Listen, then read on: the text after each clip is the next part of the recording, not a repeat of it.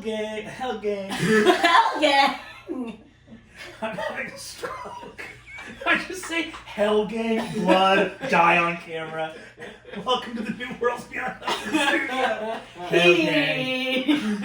Imrica. It just sounds like you're speaking Eritrean. You're good. We were gonna say thank you so much to everybody for shouting out the Alf Gappen's Day. You guys have been responding. We loved our little Umora interlude. Some spoilers to come in this little video.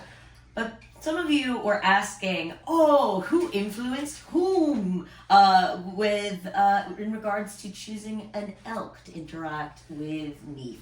And the real answer is neither of us knew the other one was planning something with an elk. Who influenced the other? The fucking great subconscious of human storytelling influenced us both, because the actual timeline of events is pretty crazy. Neef receives her, spoilers for book 1 of those versions of the wild one, Neef receives her elk familiar in the end of chapter 4 at the cottage with Ursula. The elk comes out of the woods for where Ame grew up.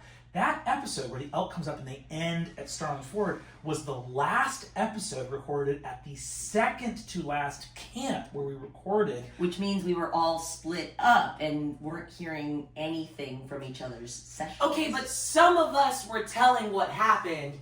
Lou didn't say shit. No. Johnny Tightlips over here had nothing to... Oh my god, how long has been back there?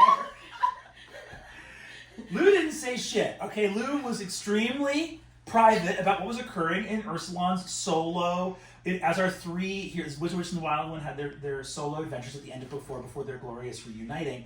And so the fact that Neef had gotten a familiar came out, but I don't even think that got expressed. I think, didn't know that Neef got a familiar, didn't know it was an elk, certainly. So many months later, we used the interludes to kind of not only make incredible little side stories in the lore of Umora, but also to kind of get warmed up for camp and get psyched.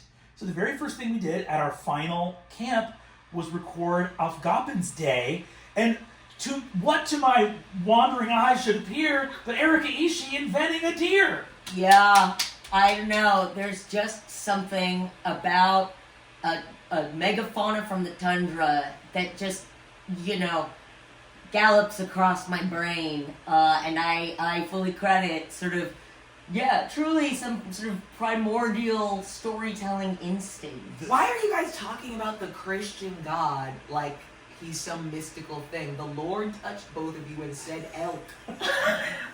Well, what to you call the Lord God, Jesus' dad, I call Fantasia. And I think that Erika and I reached through the Orin into the never-ending story and both realized that in actuality, yes, it is fiction, but in the land of fiction, fiction is real.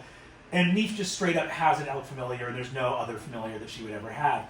It was great. I was sitting at the table because the interludes, they don't pre-tell me what the characters are going to play is. They just describe it on camera after describing the setting. So there could be no pre-planning. They didn't even know that they were going to be at the Sigrun's Gelfi Children's Home. I didn't know. We didn't know. We thought we were going to be sad orphans. We thought we were going to be orphans. We left that in the cut. Where we were like, I was trying to build the saddest child I could. Yeah. No, we're fucking Alf Gappen's Day spirits. And Erika said an elk, and I went because I knew that from months previous I was on mic giving Neef an elk. Yeah, and also I didn't know we were gonna meet Neef, so that reaction was very uncalled for in my opinion. He was like, The most I will be an elk.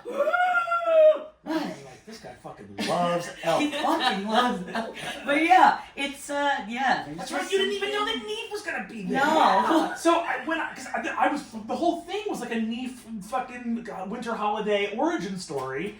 So and that's the thing too is I went in knowing that it was Neef's story. So when you did elk, I went, oh my god, that's nuts. So for people that were like, oh, was this kind of cool that one influenced the other? It was even cooler on the recording end because it was complete serendipity.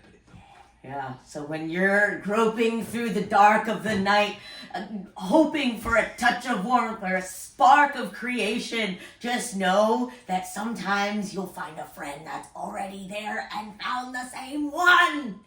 Lou, what is going on with the coffee? Johnny Tightlips over here is making tea. Thank you, everybody. Happy Alf Gopin's Day. Happy Alf Goppen's Day! Lepo deppy for us all. Don't forget your cream scram. Happy for us all.